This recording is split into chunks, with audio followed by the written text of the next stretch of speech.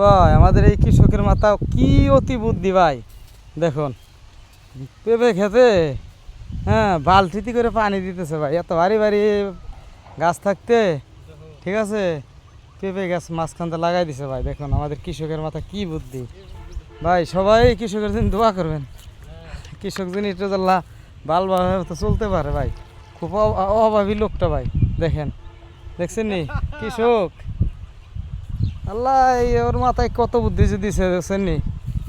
খেতে একটু মানে মাটি শুকিয়ে গেছে হ্যাঁ বালতিতে করে ভাই পানি দিতেছে দেখছেন। দেখুন অবস্থা। হ্যাঁ ভাই ভালো আছেন ভাই? হ্যাঁ ভাই খুব ভালো আছি। যাক আপনি ভালো থাকলে তো ভালো। তাই পেঁপে গাছে পানি দিতেছেন ভাই, সমস্যাটা কি? ভাই মাটিতে ফোম নাই। মাটিতে কম নাই তাইতে ওগুলো কি নতুন লাগাইছেন নাকি ভাই? হ্যাঁ ভাই নতুন লাগাইছেন না? তাই এগুলো কি এই পেঁপে গাছের হাতে পেঁপে আসবো ভাই? হ্যাঁ ইনশাআল্লাহ এসে পড়বো। যাক আইসে পারবো, যাক ভালো, যাক ভালো।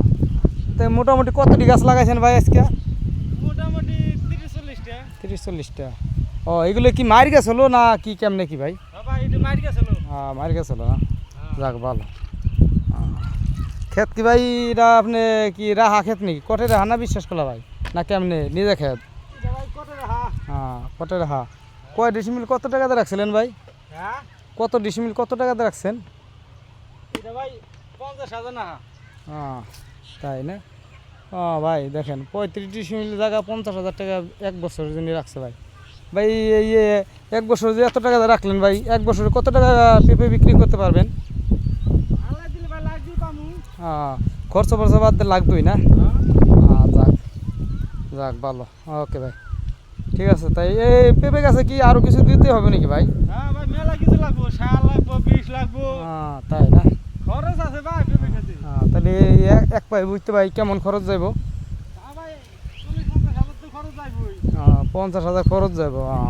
50,000 টাকা রাখছেন, 50,000 খরচ 1 লাখ টাকা, তাহলে 2 লাখ টাকা বেচাকিনি করতে পারলে 1 লাখ টাকা লাভ হইব। হ্যাঁ হ্যাঁ যাক তাহলে অনেক টাকা লাভ হবে। দেখছেন ভাই আমাদের কৃষকের মাথায় কি অতি বুদ্ধি। ওকে।